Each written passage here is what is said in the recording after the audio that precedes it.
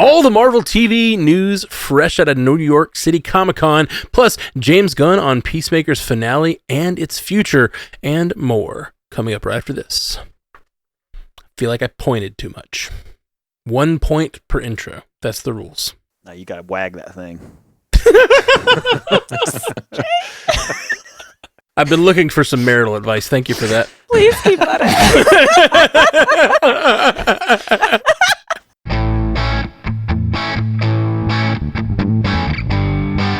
Welcome to Multiverse News, your source for information about all your favorite fictional universes. My name is Matthew Carroll, and with me today we have Jay Sisson. What's happening, bud? Man, not too much. Excited to be here. Last week we talked about there was not a whole lot of news. This week is the opposite. There is a lot of news. This is bound to be an action-packed show. Yeah, let's do it. Let's fight. Haley Hobbs, what's happening? I don't want to fight. I don't want to fight you guys. I love you guys. No, we're all in disagreeing moods right. tonight. You guys are. I don't know what you all had for dinner. I'm here for the love. I haven't eaten. You gotta stay hungry. You gotta be a good fighter. There you go. Anger. And J. Scotty St. Clair, what's happening, my friend? Extra. Read all about it. New York City Comic-Con. Forget about it. We're casting here. All right. Well, we like to start our show with a 5-star review. This time it's from Macy Lynn Morell. She says, "Hello, Multiverse News. Your mission, should you choose to accept it, is to infiltrate the infinite news outlets, extract the key news stories about all our favorite fictional universes, and report on them weekly. This review will self-destruct in 5 seconds. Good luck." Mission accomplished. Thanks for being my favorite show. Also, do any of you have a Letterboxd account? Have Letterboxd accounts I can follow? Who's got Letterboxd? Don't you have that, Jay Scotty? I do. I need to do a better job of being more active on it, but you can find me at jscotty4real. That's number 4 REEL. I have one, Motivate me and to be I more don't know active. what my username is, and I don't know how to follow people on Letterboxd either. And all I do is record when I've watched a movie, and it satisfies me. Oh, that's nice. I That's feel like, more of feel an like internal my diary. opinion on things is adequately already represented online. I probably don't need to. I will say, more, so a Letterboxd good. review section is my favorite thing to look at after a movie these days. It's very entertaining. Nice. Yeah, I don't really even know it. It's like a place where you review movies and you have your own followings and stuff there, or you can. Yeah. Pretty much. cool. You can mark that you watched it on this day and blah, blah, blah. It's nice. And create like lists and curate lists and rankings and stuff like that. Like I used it to make my comprehensive ranking of the MCU, but that was like 2 years ago now. So I need to update I that. have one of the Mission Impossibles, actually. Ooh, It's the only one I have. very nice.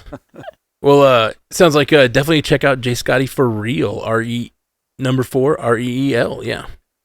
And well, let's get to our first story tonight. While Marvel Studios' allegiance to San Diego and Hall H seems to have waned in recent years, not so for last weekend's New York City Comic-Con, where our favorite cinematic universe teased the latest and greatest for their small screen offerings. Let's run down the biggest headlines from Marvel Television.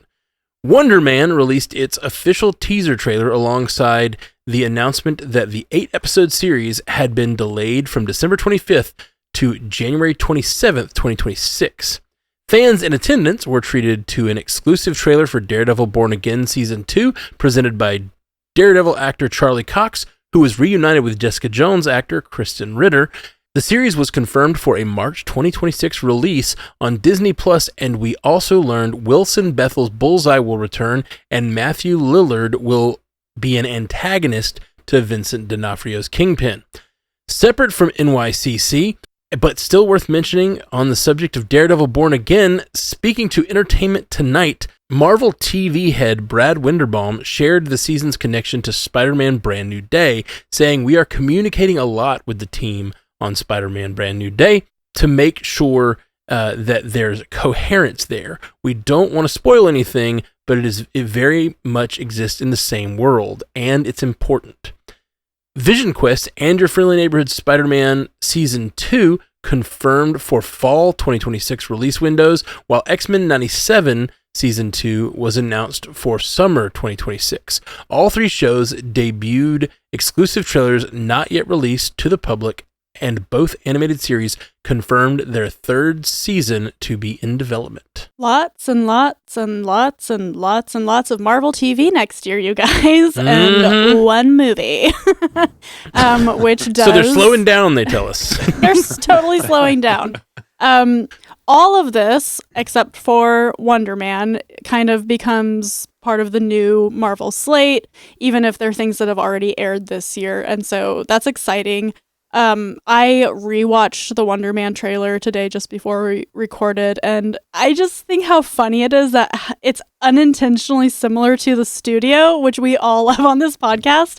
The aesthetic of it, the jokes, the way that they filmed all of it just made me laugh a lot, that this very meta commentary on this show that's being made in this fictional world is just mirrored the studio so well. And so if it keeps that vibe, I think that show's going to be really great. It looked funny. More Ben Kingsley as Trevor Slattery, always a good thing in our world. And just feel so vindicated to have been right that we're not getting it this year. I think we all knew that wasn't going to happen. Well, let's be clear. You said we weren't getting it at all. No, you were I said this year. No, I meant this year. I didn't think we were getting it in 2025. You just kept saying you weren't sure it was real. I know you were joking, but you just kept saying I don't believe this is a real show. And they show us that it is real, and we're getting it in 2026. It is indeed. Really looking forward to Daredevil with that black and red costume. We saw some stills of that kind of leaked out of Comic-Con. That looks very cool. And Spider-Man stuff doesn't matter to me a ton, but I am really looking forward to Vision Quest, rounding out our trio of Jack Schaefer-led shows with WandaVision, Agatha All Along, and finishing with Vision Quest. So it's a lot of the short-form content for us, which is going to be kind of an adjustment for us as fans because we're used to so much of both. But I'm okay with seeing it this way and just getting the 1 movie, and I hope that everything is successful. To touch on your friendly neighborhood Spider-Man, that there seemed to be a lot of news coming out about that from the trailer, because I guess the trailer that they showed at Comic-Con made a lot of reveals that they're bringing in a lot of characters to this show. So they're going to bring Gwen Stacy into it. There was also a heavy tease of bringing Venom into it somehow. And so I think that that's a cool angle to this, that show is something that obviously they want to invest in, and the idea of bringing up core characters is not off limits, which I think is the right move, even though this particular show doesn't necessarily exist in our mainframe MCU, it's still seen as an important kind of animated thing. And I think just the leaning into the Marvel TV seems to be something that Marvel's trying to do with kind of building the ship around certain types of things that have been successful. So Daredevil, for example, X-Men 97, we're talking about, hey, we've got season 2 coming. We're developing season 3. It's something we're committing to.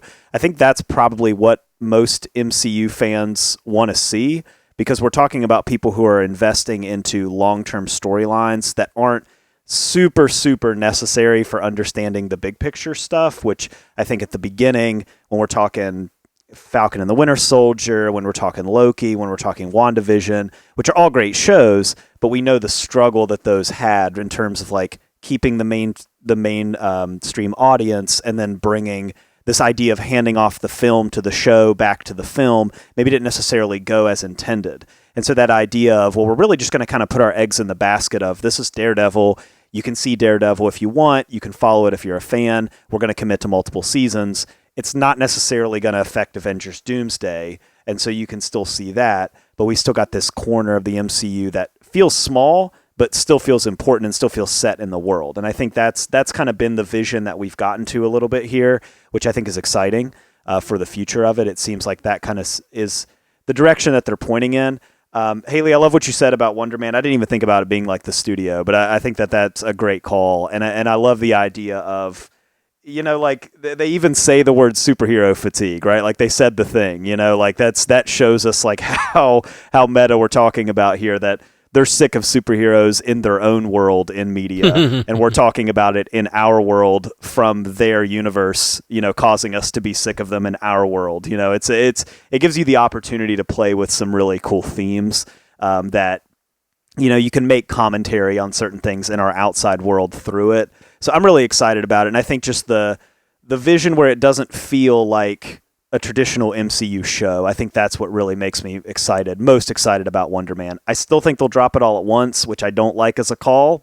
We don't know for sure. I'm not speaking from any place of knowledge, but especially with Daredevil right around the corner in March, just kind of seems like you're pushing it a little bit. I mean, how many episodes are there of Wonder Man? Like 8, I think, or something like that. 8. So I mean, if we did it weekly, you're really just basically handing the baton straight to Daredevil, which I don't know if they're going to totally do with it being late January. But still, a lot of exciting news on the horizon for Marvel TV in particular. For sure. I'll hone in on Brad Winterbaum's comments because the connection to Brand New Day, and Jay, you said something to the effect about leaning into TV. And when you first started to say that, I was like, what? Since when are they leaning into TV? We heard that they're moving away from TV and not connecting these two. But I think you're right. They're leaning into TV in the traditional sense. Like we're moving away from, and I'm not the first to say it, but a lot of those early Disney Plus series like Moon Knight and Falcon and the Winter Soldier, they really felt like films that were chopped up into pieces, and that didn't always work for the flow of the season. So I agree wholeheartedly. It seems like they are leaning into TV in the traditional sense, and that is exciting. But it kind of seems like it's the best of both worlds. And looking at Brad Winterbaum's comments about the connection between Daredevil Born Again Season 2 and Spider-Man Brand New Day. And he didn't say this, but I'm just going to go. I feel like it's the worst kept secret that Charlie Cox is in Brand New Day. We have Punisher already showing up. And one of the very few things we did learn about Your Friendly Neighborhood Spider-Man, again, they didn't release a lot of these trailers. And I think that's I could have used maybe one more in addition to the Wonder Man, like give us one of these other trailers that we're talking about here. But it's okay. I'd rather anticipate it than have too much all at once. But one of the few details that did come out is that apparently with Your Friendly Neighborhood Spider-Man Season 2 is that Venom is going to be a factor, at least in some regard. So I look at Brand New Day, and my kind of hope there is, like, there's been speculation that Venom may be a part of the proceedings in Brand New Day, and I could still see that given the inclusion of the Hulk, given the inclusion of the Punisher, like the black and white and duality of things seems like it's right there. But my hope is that by including Venom in the animated series, which has, very positive reception, I was really high on that first season, maybe that'll satiate fans a little bit and we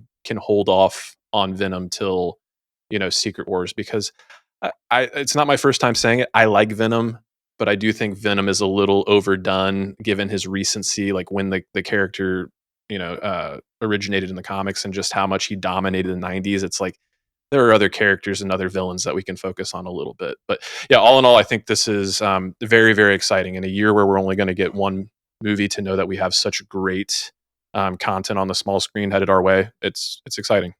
Yeah, it's gonna make for a much more fun year of podcasting. That's for sure. When you get one movie, it's like, man, whew. Well, it's 2 movies, right? 2026 has 2 movies, but one's at the very end. You're right. Yeah. One in summer, one in December. Yeah. But still, like, it's just going to be a long time where we've got one Spider-Man movie. I had missed that we talked about it yesterday on the MCU cast, which that episode hasn't dropped yet. But I'd missed the fact that the March was the release date for Daredevil. That's really exciting. We speculated about when it was. I somehow missed that in the panel or whatnot. But that's cool. I'm excited about that, and I'm really excited for Matthew Lillard's role.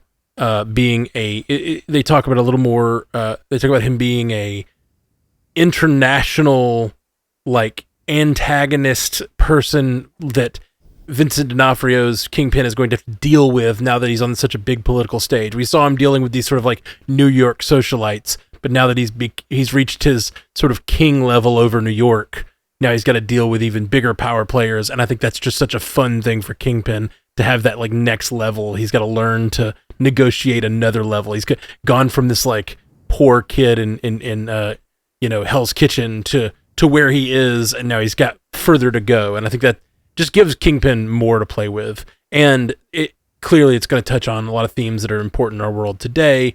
We've been saying it all along, but Kingpin is a big analog for what's going on right now with his fascist takeover of New York. And so I'm pumped for that season, and I hope they like steer into that and like they just really try to talk about what it's like to resist. And I love it. I love it. But yeah, a lot of good big things for Marvel TV this year. Just it feels like another wealthy year of fun stuff. So I'm excited. And moving on the DCU TV side of things, Peacemaker Season 2 aired its final episode last week. While we'll avoid getting specific with spoilers, given the recency, when asked about a third season, James Gunn did provide comments on the series' future and its impact on the DCU at large, saying, "This is about the other stories in which this cliffhanger will play out." He said, "Never say never, but right now, this is about the future of the DCU." Gunn also shared that he spoke with Ryan Reynolds about a Deadpool cameo in Peacemaker, and that while the actor was interested, the logistics required to pull off a crossover were ultimately deemed too daunting. Can we say dance off? All right, James, look, like, right, that was never going to happen, okay? Like, even, like, if you read the whole quote, too, he even, after he says it, like, oh, yeah, I actually talked to Ryan Reynolds about his Deadpool cameo, he's even like, man, I shouldn't even started saying this sentence, because now people are going to talk about this as if it was an actual thing. Like, he kind of realizes partway through, like, maybe I shouldn't have even put this out into the world. Basically, the vision that he laid out was that they're in the scenes where they're kind of like, you know, looking into the dimensions and stuff like that. I won't go too deep into what happens in the episode, but one of the doors was going to reveal just a Deadpool cameo or something like that. And I'm ultimately, the logistics to pull that off would not have happened. I mean, you're not going to call up Marvel and just be like, can we just use them? And they're like, sure. It's just not that simple. It's, you know, I mean, we've seen the tug of war with Spider-Man over the years just to get him in, like, popping into a movie, which mutually has benefited both Marvel Studios and Sony. Even the logistics of that are crazy. So it was never going to happen. I'm glad it didn't happen, because it would have been like a weird, like, kind of like a reveal with no purpose type thing. Mm-hmm. Like, we talk sometimes on this show about how sometimes reveals can be fun if they have a purpose in the story. Cameos can be fun if they have a purpose in the story, but if it's just a cameo just for a joke, or if that does not always work. Sometimes it does, but it does not always work. And so I think it's the right call that we didn't go down that rabbit trail. Of course, Ryan Reynolds was interested in doing it. I think he will take any excuse he can to put that costume on in any setting whatsoever. As far as Peacemaker Season 3 goes, I totally think there will be a Peacemaker Season 3 at some point. I can't, just based on the amount of love that James Gunn has for this character and this show, and the way that he spoke about this finale. If you've seen some of the quotes that came out about how this was the highlight of his professional career, and, you know, it's been this thing that's like been his project, all this type of stuff. Like, it was like, he's got the picture of, like, the last frame of the episode where all the characters are together. That's framed in my office, like, all this type of stuff. Like, just like kind of the glowing remarks that he made about it. I just find it shocking knowing that John Cena's in it. Like, all these, like, his wife's one of the stars of it. You know, all of these people that he's kind of built these relationships with are in it.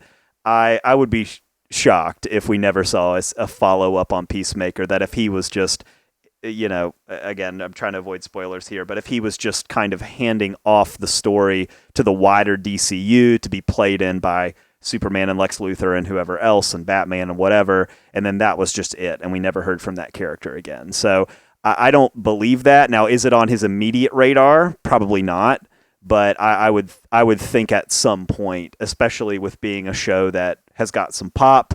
The DCU does not, I mean, we have Lanterns coming, but it does not really have an HBO property past that yet. So I would think that Warner Brothers, probably eventually, not probably under a different company and under new leadership, is going to want to expand that universe on the television side of things too. You already have a thing with 2 seasons. You've got a pro wrestler that everybody loves as the face of that franchise. It just doesn't make any sense that you wouldn't do a 3rd season at some point. So I think it'll happen. Again, it's executive speak. It's, hey, it's not happening right now. I'm focused on the next thing. I'm not thinking too far ahead.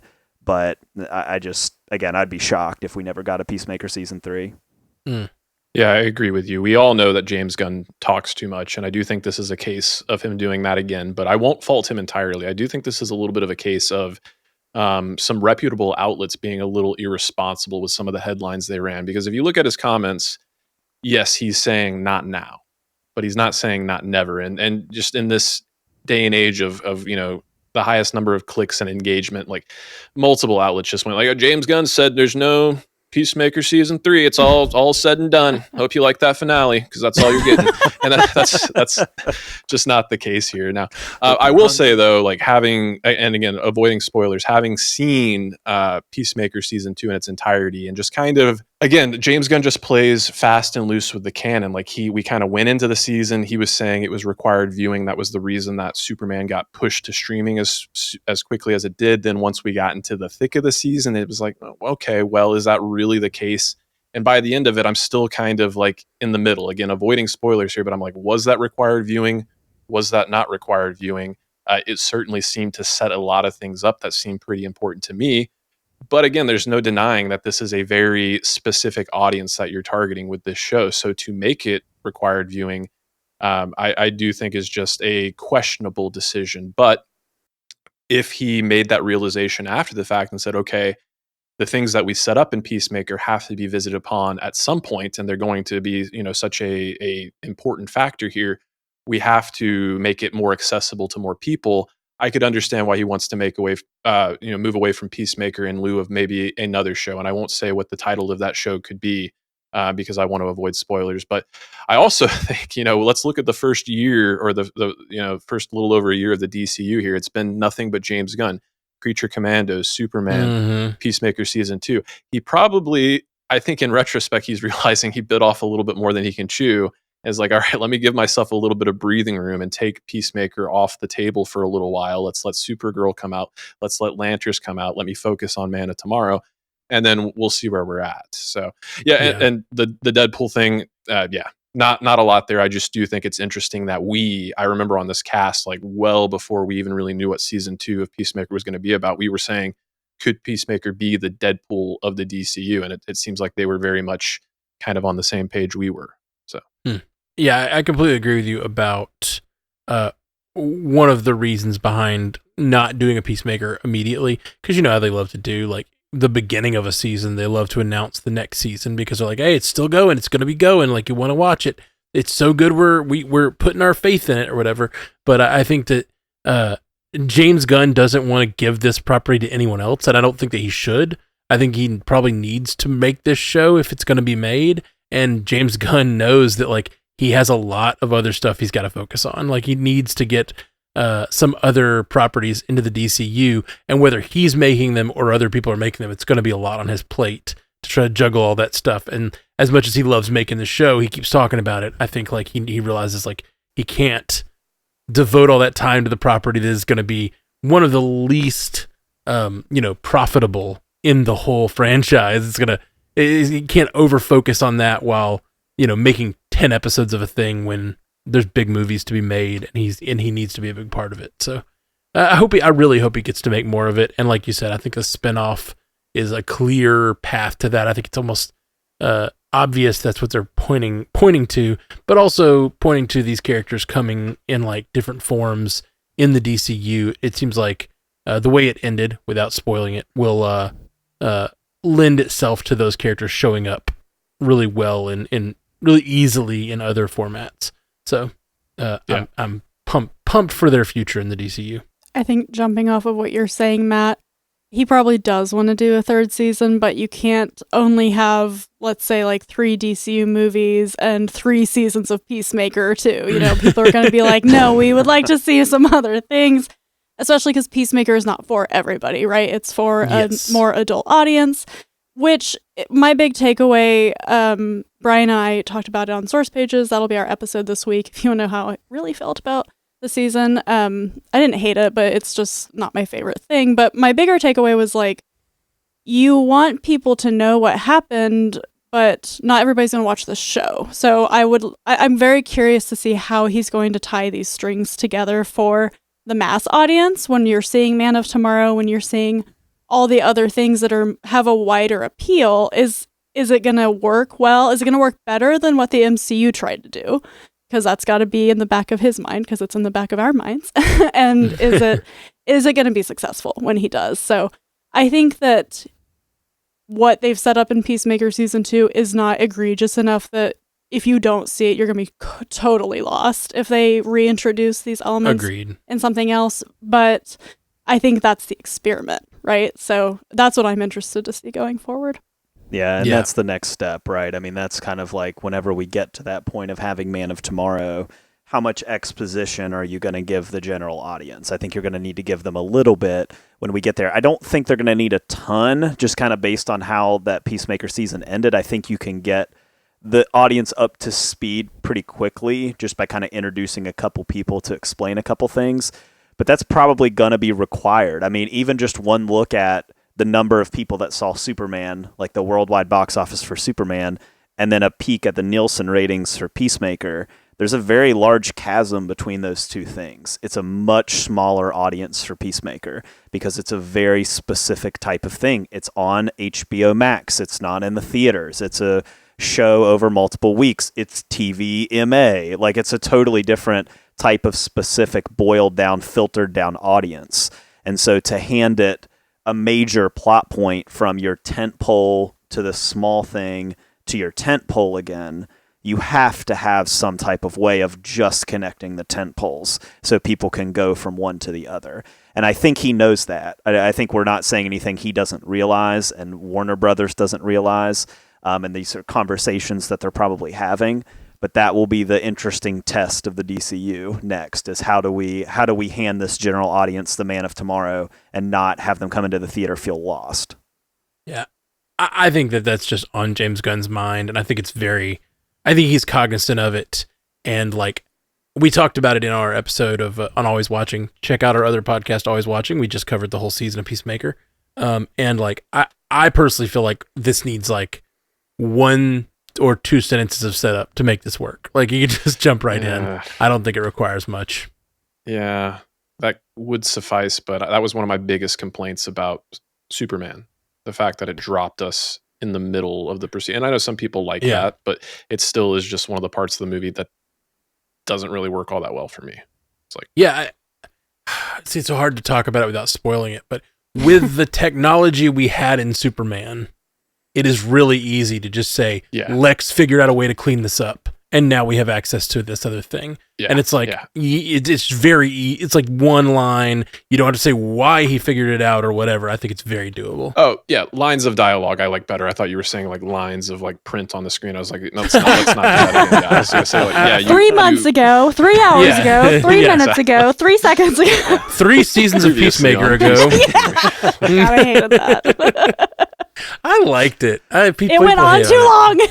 It went on 3 things too long. I could have used, I'm okay with being dropped into a thing, but I needed a little bit, like it was a really hard drop into a thing. I needed a little bit more of a step down. And I think me being someone who like knows things about comic book characters, I can't imagine how someone who just was like, cool, Superman went, they were just like, who is this guy? Who's this guy? It was probably, it's a little bit of whiplash for the general audience. And I think, just look through the reviews. That's the main thing. It's like, well, it was okay, but I was a little confused for a lot of the movie, until a certain point. And I think that's just that might just be something that we have to expect from the DCU. If you're seeing the movies, it might be kind of a style choice, that's kind of for a specific type of person. More often than not, that's what it feels like to pick up an issue of a comic, right? You're just kind of like dropped in and you got to go with it. Yeah. And Guardians was kind of like that too. Like they would just show up with the wackiest. It doesn't seem like it now because we've seen 3 of those movies and we've seen them in Avengers and we're familiar with them now. But those movies at the beginning, it was kind of like a talking tree, a talking raccoon, like just kind of like all these people weren't familiar with those characters before. And it did kind of feel like, wait, this is Marvel? This is connected to the Captain America stuff? It was kind of out of left field a little bit. It took some growth, but, it was at the beginning, those were not well-known characters. The thing that's missing, I feel like, from the Superman movie is the first scene you have with Peter Quill in Guardians 1, or like the scene of him as a child, and then the jump forward, and then you get the scene of him by himself walking through that temple. It's just sort of like establishing who this person is before you. There's a that wheel of storytelling. You know what I'm talking about? The one that like the writer of that Dan Harmon loves to talk about. The story circle. Sorry, that's what they call it. You know what I'm talking about? Anybody? Anyway, the first mark, it's like the different points in a story. It's very cool. It's very neat stuff. But the first point is character. And like you're supposed to like establish the character, then you move to the call to action or whatever. Then you move to him crossing the threshold, or like it's a basic like old school story stuff. Hero's journey. Hero's journey stuff, exactly. But Dan Harmon made it into a circle so that it's kind of like you can constantly tell stories and have the characters go through things and constantly come back to a point. But anyway, that is missing in the Superman movie for sure. Like you are dropped in that movie and it's just like character, there's nothing. It's just like you're dropped into him making choices, him having fights. And I do think there's like, that's a choice. But I also think it makes the movie really rewatchable. Like that as soon as it starts, I'm in, you know, it's a really rewatchable thing. I think sometimes those intros, if you've seen a movie enough times, feel a little like, all right, let's get into the real thing. Let's get into the meat of this thing I love. And the Superman movie just throws you in. And I think that will make it rewatchable in the future. Yeah, I don't know. All right. Well, moving on to our next story. Despite Tron Ares' #1 spot debut at the box office last weekend with a $60.5 million global haul, the numbers are disappointingly muted when weighed against projections of $85 to $95 million. And a reported $180 million budget. The film currently holds a 56% on Rotten Tomatoes and a B+ cinema score. But the numbers aren't everything. A few of us on this panel made it out to the theater to catch Tron Ares on the big screen. Is the jury out, or can the franchise finally rewrite its programming? Yeah, I don't foresee it rewriting its programming because I came out of the movie, and I've been saying it since I saw it. If nothing else, this franchise is consistent. Is the story a little lacking? Are the characters a little lacking? In my opinion, yes.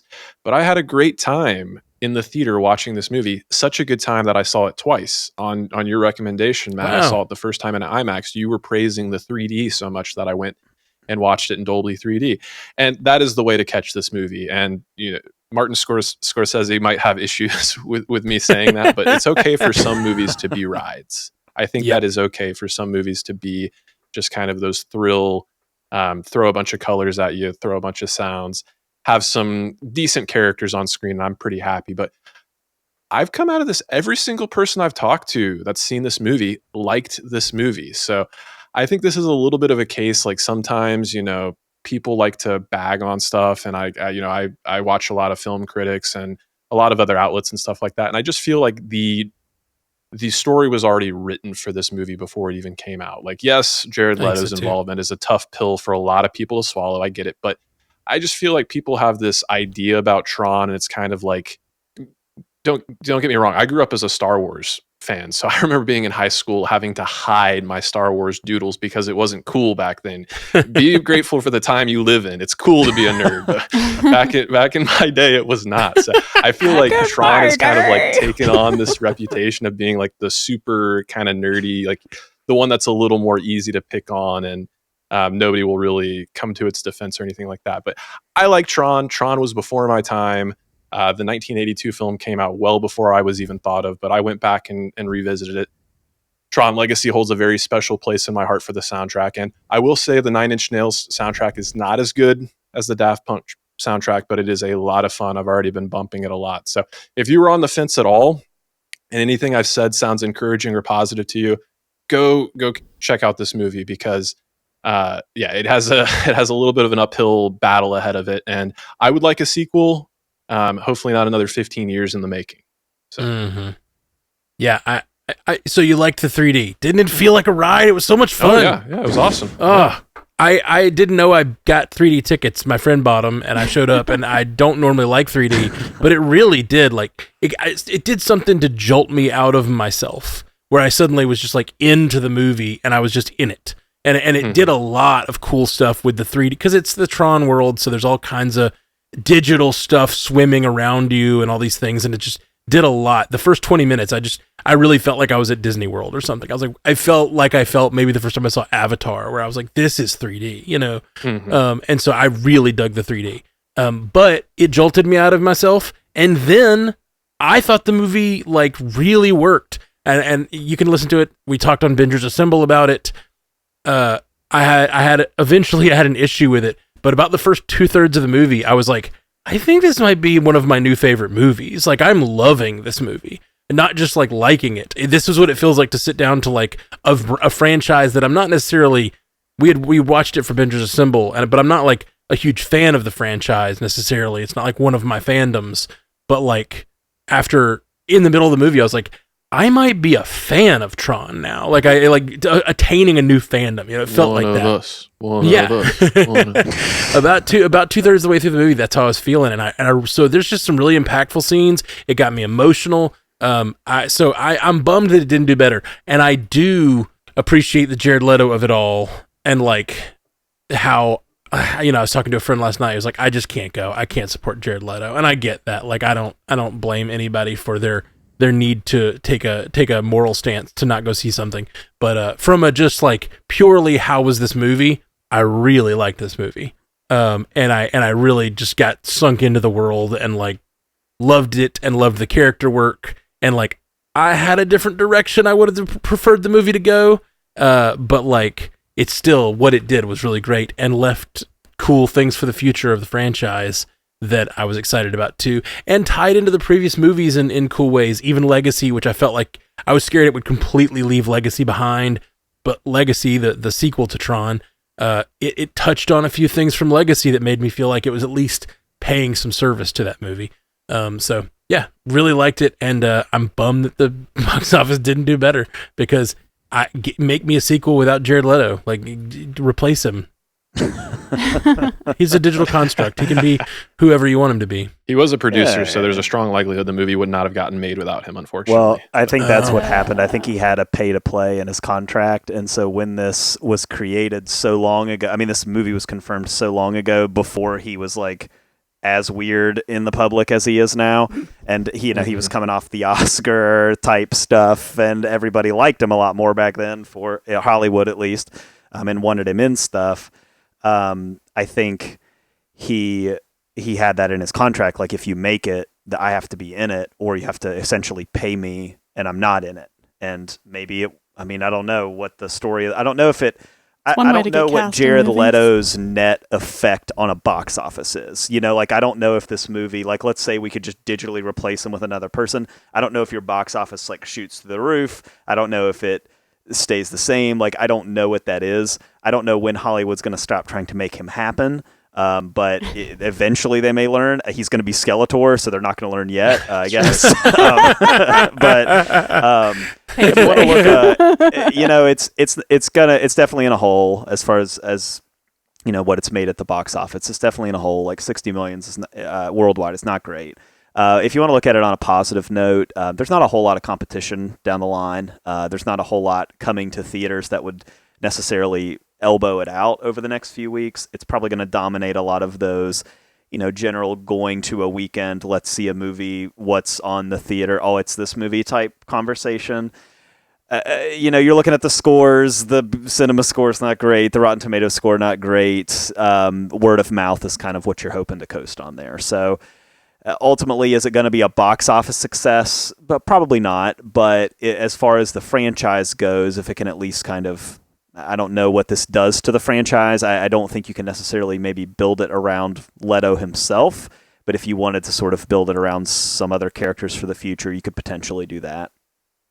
Yeah. But they're going to have to get that budget down if they want to do another one. Because Disney's like, no, sir. Not again. But it was so pretty, Jay. It was so pretty. I don't have a lot to say since I haven't seen the movie yet.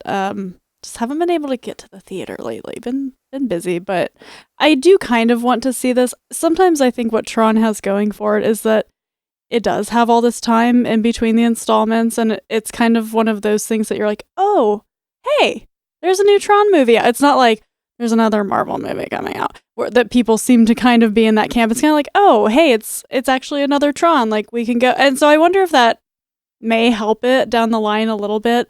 But if you don't rewatch them, which you don't, I mean, if you don't have Disney Plus, I don't know why you wouldn't, but it's kind of like, does it work with that much space between that? I don't know. So it might be a push and pull with these movies on that. I do think all three movies stand alone pretty well. Like, if you haven't seen them in a while, it's not like you can't go in and be like, oh, I get it. You know what I mean? Like, they do enough of the background telling of what's going on. And I think that Tron is a movie series that like benefits from the time between, just because it's so tied to the technology of the time. The first Tron is like literally one of the first movies that was just all like CGI, you know what I mean? Like, it's all this weird CGI, and it's literally just people running around inside of a video game is what it looks like. And it's kind of stupid and wild, and like, that's what makes it fun. And then to take that world, and Tron Legacy updates it in such a cool way. And this one, again, 15 years later, it's like, what does Tron look like now with our technology right now? And I do think it's updated in cool ways each time. So that like, maybe it needs time just for technology to advance for us to care again. That is one thing I will say. I made a point of highlighting it on our Bingers Assemble episode, but this is like the production values on this thing. Again, we're talking about how pretty it looks, but it's been a while since I've seen like such believable action and choreography and just special effects that feel so tactile. So yeah, to your point, not only is like, are we seeing the technology like behind the scenes and what the filmmakers are capable of, but the movies themselves kind of speak on that too. So the cool thing about this one, again, the story is a little thin for my opinion, but the fact that we're even like focusing on AI or 3D printing, like those are cool things to explore in a fantastical setting. So the other thing I wanted to mention is like, we're talking about the global box office here at 60.5 million, but it was really almost cut down the middle. It was like 30 million domestic, 30 million in international markets. So I will be curious to see how it continues to do in the weeks ahead. If it like pulls ahead in the international market, if we do get a sequel down the road, maybe it'll cater to more international audiences. We'll see. I think there's a potential there. And Hollywood across the board is having this struggle. I mean, it's not just Tron; it's every major franchise. And what'll happen is when this movie hits Disney Plus, it'll be like their top stream thing for a while. You know, like, so there's probably interest in it. It's just, is there interest in taking everyone to the movie theater? You know, that's a different bridge to cross for a lot of people. And I'll just say it again: 3D is the way to see it. Like, it really is. And so if you're interested, and you can get past the Leto of it all, I recommend going to the theater, because it is like really cool in 3D. It took me out of myself in a way that I haven't in a while, and I really enjoyed it. All right, coming up after the break in the lightning round, we have trailers for Invincible Season 4 and A Knight of the Seven Kingdoms. ScarJo is eyed for a live-action Tangled villain, and a Minecraft movie sequel is happening. Duh. Stay tuned. Welcome back to Multiverse News. We have a Patreon, you guys. Patreon.com/Multiverse Newscast, and Jay Scotty is going to tell us about it. Yes, you like this show, you appreciate this show and the work that goes into it. Well, you got to show us. You got to show us in the form of support on Patreon. I kid. You don't have cash, to, but if you can. If you are in a position to support us on Patreon, it is for the low cost of $4 a month. That's not even $1 an episode. And with that patronage, you will get access to this live stream, which gets taken down from YouTube after we finish here. You will also get an ad-free version of the episode a little bit earlier. We also have stickers for you, members-only polls, and you just get that avenue to be a little more connected to us, to voice your feedback a little more directly, and to give your input and influence on the show. So if you are a Multiverse News hound, the Multiverse News Patreon is the place to be. Patreon.com/Multiverse News. Cast, right? Multiverse Newscast. Yeah. Patreon.com/Multiverse Newscast. And thank you to our patron this week, our patron of the week, Lou Green. Thank you, Lou. You rock. We appreciate you. Appreciate all of you guys. It really has been just an amazing time creating this show for you guys. We're like at like 2.5 years or something now. It's been a long seems time. Crazy to say, but that does seem crazy to say. Wow. Wow. Well, time really does come for us all. Oh man, truthfully. All right, well, let's get into our Spotify poll for this week, which we asked, which December release is your kind of Christmas? 10% of you said Five Nights at Freddy's 2. I appreciate that's a small number because that doesn't seem like a very Christmassy thing. 41% of you said Anaconda, and 47% of you said Avatar: Fire and Ash. Yeah, what do you guys think? What's your kind of Christmas? I'll take D, none of the above, please. I'll take quality time with my family at home.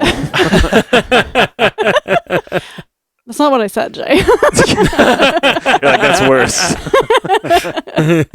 I think the Avatar one makes sense just because, like, you want to just go and hang out and not have to, you want to go have the experience. Like Scotty's always saying, like, you just go and watch a beautiful thing.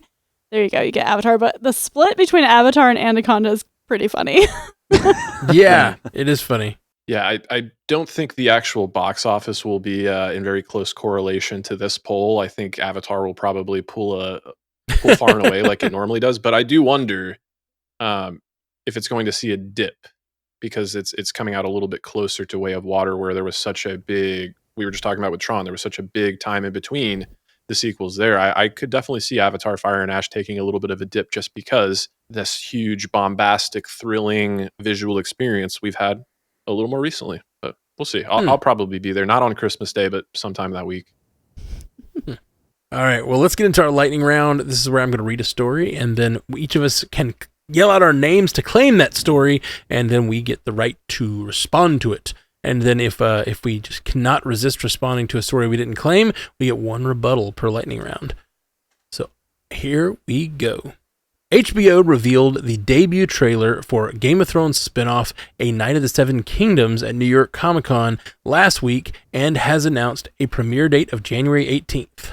Haley, I really liked this trailer. I read A Night of the Seven Kingdoms last year, and I found it a little boring, but what I did like about it was that it's in little vignettes, and so it's kind of told in short story form. And I wasn't sure how it was going to translate to the screen, but I thought it looked really cool. I liked the big heroic vibes that it was giving off. I saw the callback to the original Game of Thrones series, which, of course, Scotty and I have never seen, but we're not stupid. We know that that's what that was. So I liked that they were like, hey, part of the world that you love, don't forget about that. And I think the dynamic of the two main actors is going to be really fun to watch play out. So I'm excited for this one. Yeah. I gotta say, I watched a little bit of the panel just to kind of like see the interactions, and they had the actor and like the young actor, and like George R.R. Martin was there, and it was a good panel. But George R.R. Martin was dropping some major spoilers for the series at the panel. Now, I think it was probably a lot of like hardcore fans in attendance, and they probably know the spoilers, but I was like, sure. George, and even like the creative team was looking at him like, George, dude, maybe don't say that because that's a core thing from the story that we want to reveal, not you. So maybe just exercise some caution if you're going to watch that. Interesting. Yeah, quick tiny butt from the fellow unindoctrinated for Game of Thrones. I have to say, I really love this trailer. I love the vibe. I love the tone. And I've seen a little bit of Game of Thrones, but it really renewed my interest in all things Game of Thrones. I want to go back and finish the series, check out House of the Dragons now because, yeah, I just really like the vibe. I don't know the main performer that's portraying our Sir Dunk here, but Sir Duncan the Tall. He's tall. He's somebody to keep an eye on. Yeah, and how has he not been cast in like DC or Marvel or anything like that? Because he has that presence. We'll see. Mm-hmm. Well, that's the next step, But I want to rebut on this one too. I just think this is such a good direction. It doesn't feel, you mentioned those references to the Game of Thrones, and of course it's in that universe, but like it did not feel like a show you needed to watch anything prior to care about it. Right. It just felt like, hey, here's a story in that world similar to, I think, House of the Dragon. They did enough to like jump to the past, and you're telling this new story. Don't have to catch all the references of what's coming to care about these characters. And I just think they're doing a really good job. I remember when Game of Thrones ended and they were like, all right, we're working on 7 different series for Game of Thrones. Right. It's going to be Game of Thrones babies and Game of Thrones dragons and Game of Thrones this and Game of Thrones that. And like, it was very like, I don't know about this, guys.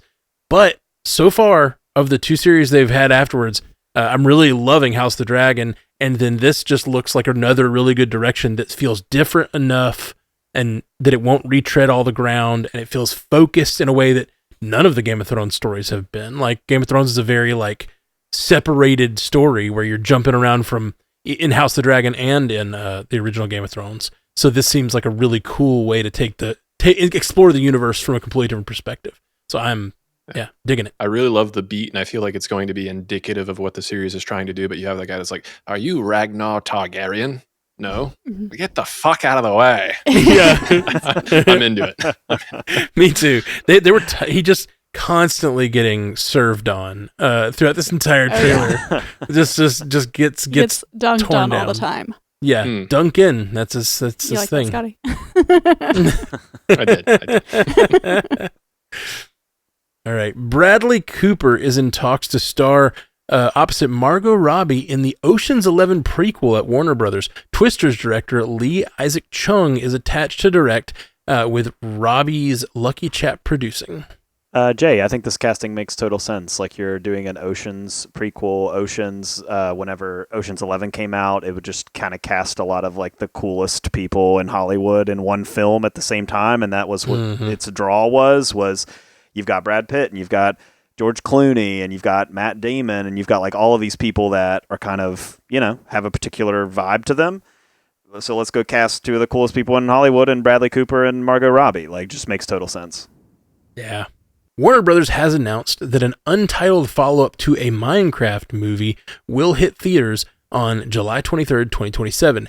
Jared Hess returns to direct and will write the script with Chris Galletta, one of the writers of the original. Scotty, will it be called another Minecraft movie? Or another $1 billion is what it should be called. it's a Minecraft. Give us your money. Title. Disney has officially resumed development on a live-action adaptation of Tangled. The project has The Greatest Showman Michael Gracie attached to direct, a script from Jennifer Caton Robinson. Scarlett Johansson is being eyed to star as Mother Gothel. Haley, Mother Gothel, because of course they're doing this. We were so excited when they said they weren't, and they're like, but money, we need it. So yeah, of course they're doing this. Now, this talent makes me a little more excited. I think that Scarlett as Mother Gothel would be really good. It'd be a nice villain role for her, which would be fun. We don't see her as a villain in stuff too terribly much, so I'd like to see that from her. I love The Greatest Showman, so if that's the director they've got attached, I think that lends well to the musical aspect of this remake. And I was looking up Jennifer Caton Robinson, and she's not got a lot under her belt. She did do the remake of I Know What You Did Last Summer from this year, and she was a writer attached to Thor Love and Thunder, which, depending on how you feel about that movie, would give her credence or not. But I think it shows she's been on some big blockbusters, and so this would be another notch in her writing belt. So I won't go see it, but it sounds better than some of the other stuff they've done. You have to remember that they put the Tangled on pause in our post-Snow White era. So it made sense at the time that you would pause that production. They're like, you forgot about that, right? They've given us some time to forget. They had a Lilo and Stitch remake in between. They're like, check this out. You like those remakes, Disney? Yeah? Christopher Briney, one of the leads of Prime Video's The Summer I Turned Pretty, has joined HBO Max's Emmy-winning comedy Hacks for the upcoming 5th season, which is currently in production. I can say Hacks is great. I haven't seen this show or know this person, so I don't have too much to say, but Hacks having a 5th season is exciting. Woo! I've never even heard of The Summer I Turned Pretty, but it feels Scotty. like their answer to all the boys I loved before or something like that. How did you fly under that radar? I watched the season finale of The Summer I Turned Pretty by clip on Twitter, apparently, because it got in my algorithm for some reason. Okay. So I know how it ended, and that's all I know about it. That's funny. At NYC this weekend, Amazon released the first trailer for Season 4 of Invincible at a fan panel and has confirmed a release window beginning in March 2026. The trailer is now available online.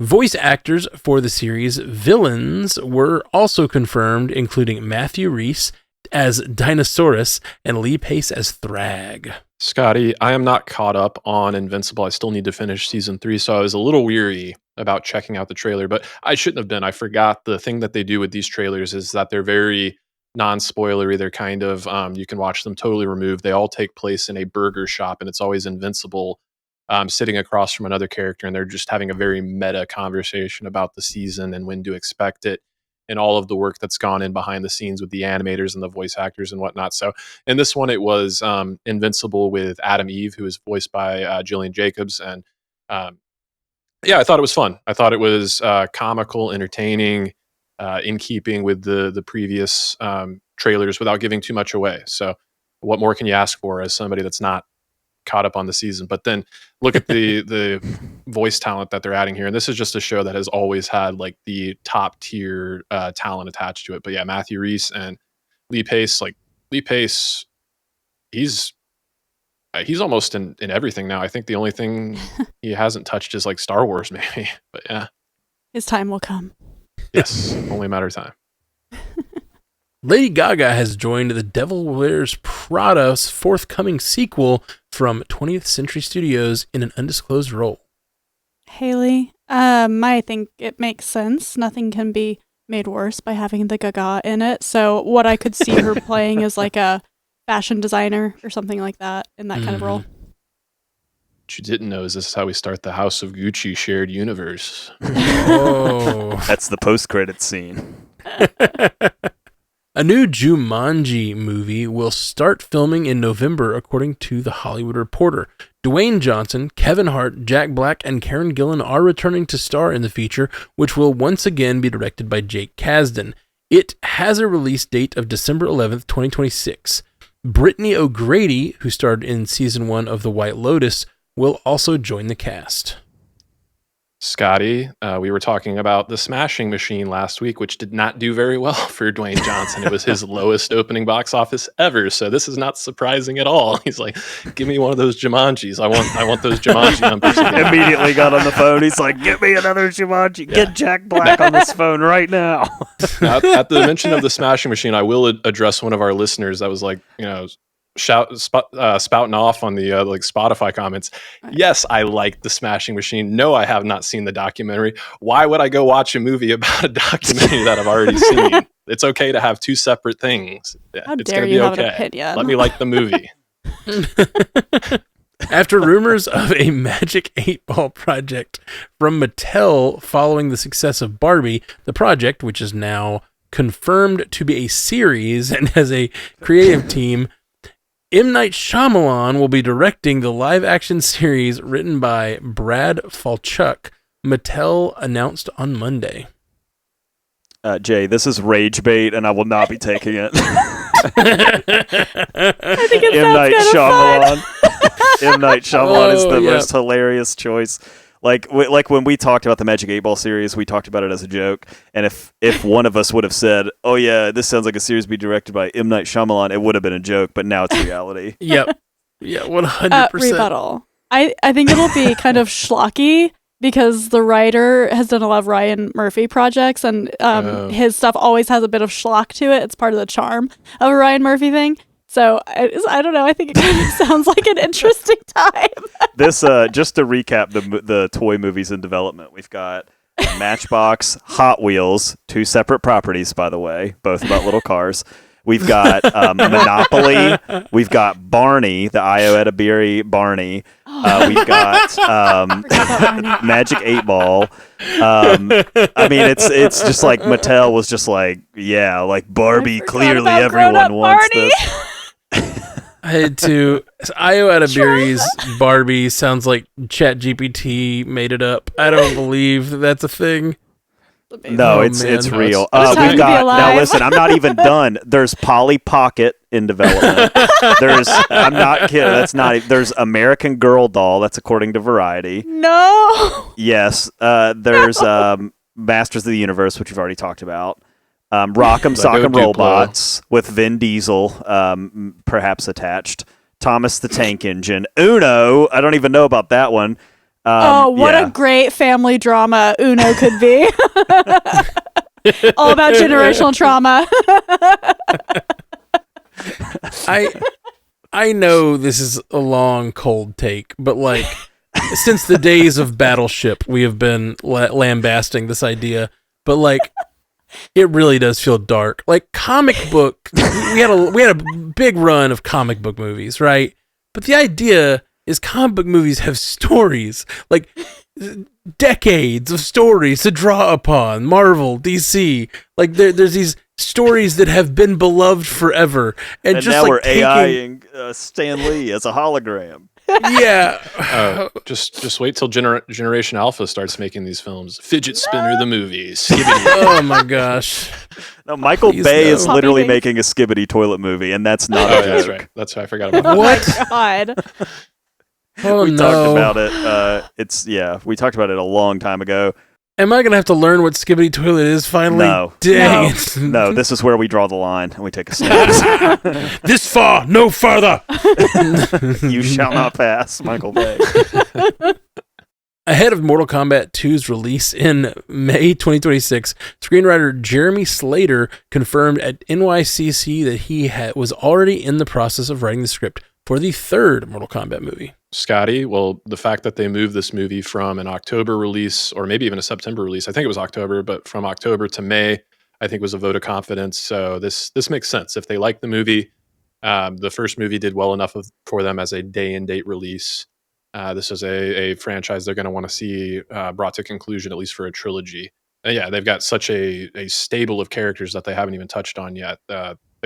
They could probably do as many of these movies as they want to, as long as they continue to do well. Drew Struzan, the iconic movie poster artist who created the marketing art for an enormous number of popular movies, has died at 78. He was diagnosed with Alzheimer's disease several years ago and retreated from public life. Struzan was once dubbed as the one-sheet wonder, a go-to artist for Steven Spielberg and George Lucas, who created the posters for films such as Indiana Jones and the Last Crusade, Risky Business, the special edition of Star Wars, The Empire Strikes Back, Back to the Future, The Goonies, The Thing, and Harry Potter and the Sorcerer's Stone. Haley, Jay and I were talking about this before the show, and just reminiscing and missing the days of like true art like this that's not digitally created and that's made by hand. And nothing against digital artists that has an art to it, but there's just something very special about these kinds of movie posters that we just don't really see that much anymore. And I was just saying, like, I really hope someday we get back to this kind of thing, because this man's legacy lives on forever in these iconic posters, and it's just not the same these days as it was, and missing that true art in artistry.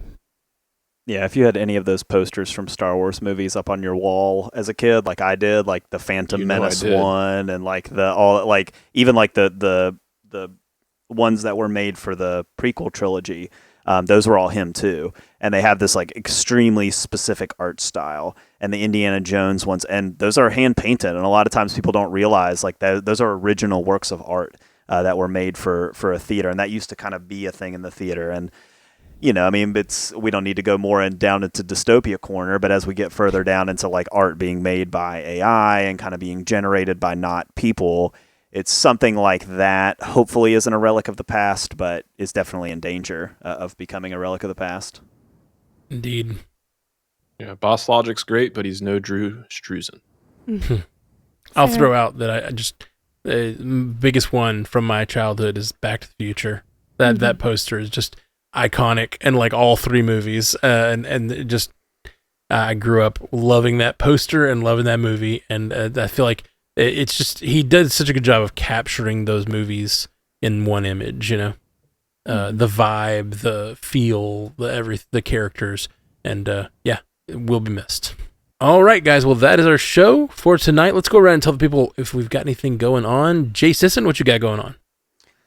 Commute the Podcast weekly on Mondays, and then Haley and I finished up our coverage of The Paper, and we dropped that last episode this weekend. So if you've been thinking about catching The Paper on Peacock, I will say season in review. It's fantastic. I loved it from start to finish, and I'm really excited for season 2. So if if you're a fan of that style of comedy or The Office or Parks and Rec or anything like that, I think there's a lot to love here, and I think it really stands alone as its own unique project. It does not ride the coattails of The Office at all.